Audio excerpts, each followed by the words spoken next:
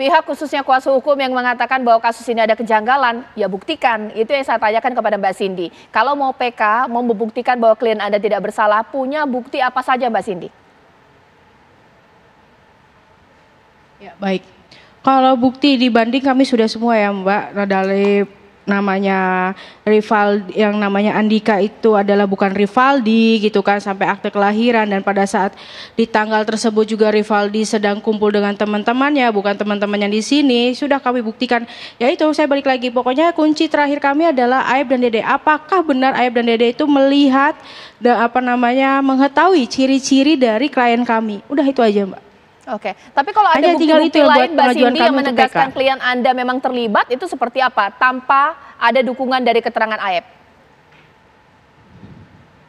Karena dari 7 tersangka aja tidak mengenal sama sekali namanya Rivaldi.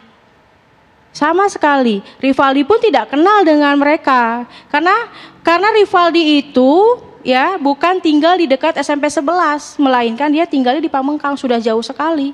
Dan mereka juga bukan teman sepergaulannya, bukan teman main, bukan teman nongkrong.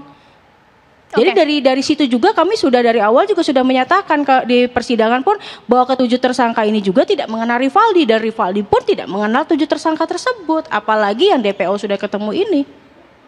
Baik, sekarang saya ke Pak Bambang. Pak Bambang, kita paham bahwa tidak semudah keinginan membuka kasus kriminal seperti ini, apalagi yang dilakukan oleh sekelompok orang.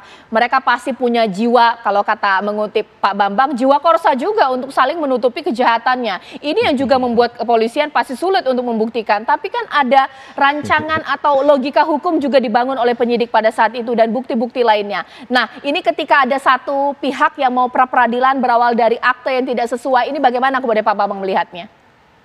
Ya, kepolisian modern itu dibangun, penyidikan kepolisian modern itu dibangun dengan pengumpulan barang bukti melalui scientific crime investigation itu. Gitu. Jadi kepolisian sebelum menetapkan seseorang menjadi tersangka itu bukti-buktinya harus kuat, harus sangat kuat, gitu. Bukan hanya kesaksian-kesaksian. Gitu. Kalau tetap saja menggunakan kesaksian itu sebagai sesuatu yang utama dalam memberikan status pada seseorang, ini mundur ke zaman Belanda dulu gitu. Dan itu nanti akan ke depan seiring perkembangan zaman pasti akan dihantam terus oleh teknologi, oleh opini publik yang sama seperti sekarang terjadi gitu. Makanya semua bukti-bukti itu harus bisa dipertanggungjawabkan secara ilmiah. Kalau ada bukti-bukti yang bisa dipertanggungjawabkan secara ilmiah, kesaksian apapun, ada kesaksian atau tidak ada kesaksian, loss gitu loh. Bisa terus ditersangkakan dan bisa dihukum dan semuanya bisa memenuhi rasa keadilan. Oke, Pak Arianto. Ya. Pak Arianto boleh ditanggapi bahwa ada upaya pra-peradilan ini juga jikalau memang terbukti hukuman mereka diperingan bahwa Rivaldi bukan Andika seperti dituduhkan, ini menjadi catatan juga Pak Arianto. Ya. Kami memberikan kesempatan ya kepada misalkan ini yang dianggap salah tangkap, silakan ajukan pra-peradilan. Yang kedua, tolong sampaikan kesaksian yang meringankan dia kepada polisi yang menyidik. Nggak usah takut, nggak usah apa. Karena kita ini sekarang ini ya mencari keterangan-keterangan apapun yang terkait dengan menuduh 3 orang ini sebagai pelaku ataupun pelaku intelektual dader ataupun pembantu dan sebagainya, apapun yang akan ditampung oleh polisi. Ya, informasi itu positif ataupun negatif. Nanti akan diramu oleh polisi itu. Sehingga dia nggak usah takut bahwa ini pasti polisi kan asal main tangkap saja. Bukan. Polisi ini menangkap karena ada orang yang ngomong lagi itu terlibat Pak. Nah, kan harus dibuktikan, kan harus ditanya. Nanti diadu, alibinya itu nanti akan diadu Bu, gitu ya. Nggak usah takut itu. Tapi nggak perlu kemudian nuduh-nuduh polisi kenapa nggak nangkep gitu. Itu ya Bu. Yang kedua Pak ya, polisi itu Pak ada batasannya Pak Bambang. Semua sekarang polisi kita sejak saya dari Tamtama pun diajak dididik scientific crime investigation. Kita di dalam membuktikan itu ya pakai gitu. Tapi pedoman kita sekarang pakai KUHP Pak. Jadi pembuktian itu tidak hanya cukup kayak crime scientific investigation Bu. Tidak. Semua alat bukti ya, ada saksi, ada barang bukti, ada dokumen, ada apa dan sebagainya itu dipakai semua yang mana yang cepat itu bisa menimbulkan kejelasan daripada kasus itu, Pak, gitu. Bukan kejar tayang dari masyarakat. Cuman sayangnya masyarakat sekarang kan tercipta oleh informasi-informasi yang mengatakan bahwa polisi selalu salah gini-gini dan sebagainya. Itu, Pak, gitu. Jadi intinya ya, saya terima kasih dengan adanya kritikan masyarakat ini. Kita tidak alergi polisi ya. Pak Kapolri mengatakan kita terbuka dengan kritik. Cuman pesan saya, kalau polisi yang salah silakan koreksi. Polisi jelek silakan diumpat. Tetapi kalau polisi sudah kerja dengan baik, jangan dibully terus, dihujat seakan-akan salah tangkap, ngawur aja dan sebagainya. Kasihan Pak mereka itu, Pak, sudah kerja mati-matian dan kemudian dibully terus dan kemudian buntut-buntutnya polisi itu nggak ada artinya lah, kalau gitu polisi itu dibubarkan aja. Kan kayak gitu akhirnya pada citranya pada polisi gitu, Pak. Oke, Jadi intinya rakyat jangan dicekokin dengan berita-berita yang menyesatkan untuk membuli polisi itu. Intinya gitu. Terima kasih. Ada yang mau disampaikan singkat Pak Bambang? Ya, kalau sekedar prosedural, semuanya nanti ujung-ujungnya kecepatan itu kecepatan untuk menangkap, kecepatan untuk berkas itu di depan kejaksaan tanpa ada, yaitu tanpa mencari keadilan gitu loh. Dampaknya sangat panjang. Saya melihatnya seperti itu. Ketika polisi hanya mengejar prosedural, semuanya sudah sesuai dengan KUHAP, sementara KUHAP-nya ini sudah lama dan memang ini menjadi problem dari sistem peradilan kita itu. Makanya kalau ingin memperbaiki sistem peradilan pidana kita, ya memang hal-hal seperti ini harus dimulai lebih dulu, gitu. Diperbaiki dulu mentalitas kepolisian yang seperti ini, seperti itu. Oke, singkat Mbak Cindy, ada yang mau disampaikan terakhir singkat saya 1 menit? Oke, baik, terima kasih.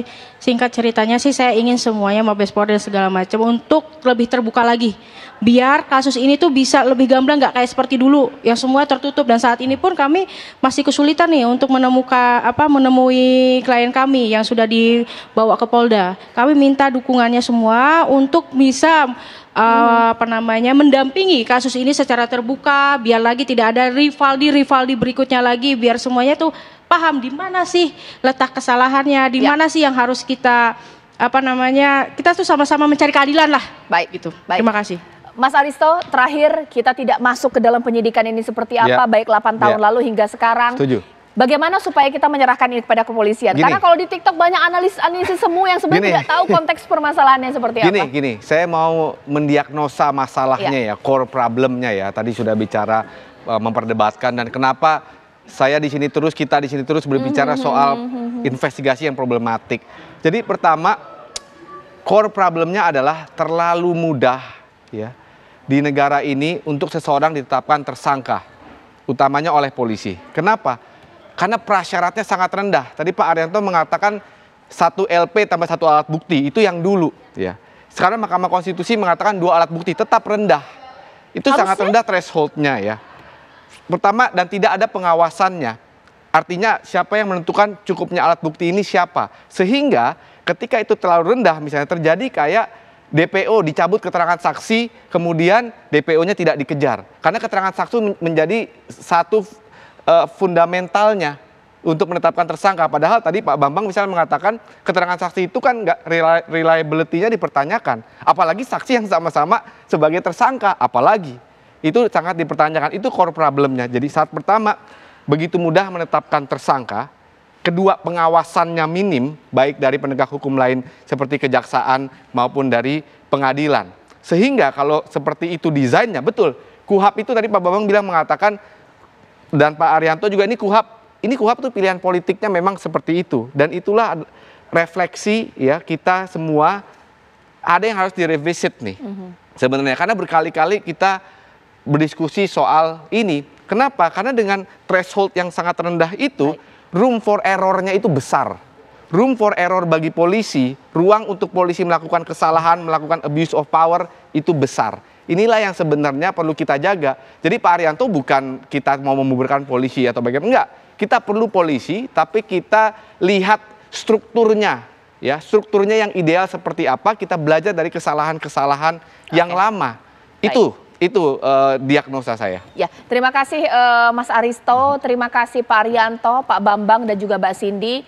Kita tunggu saja bagaimana proses penyidikan ini akan berlanjut. 2 DPO segera ditangkap, tapi kita kawal pemirsa. Tapi harapan kepada masyarakat jangan ada justifikasi atau analisis semu. Tunggu saja proses penyidikan ini dilakukan oleh aparat kepolisian.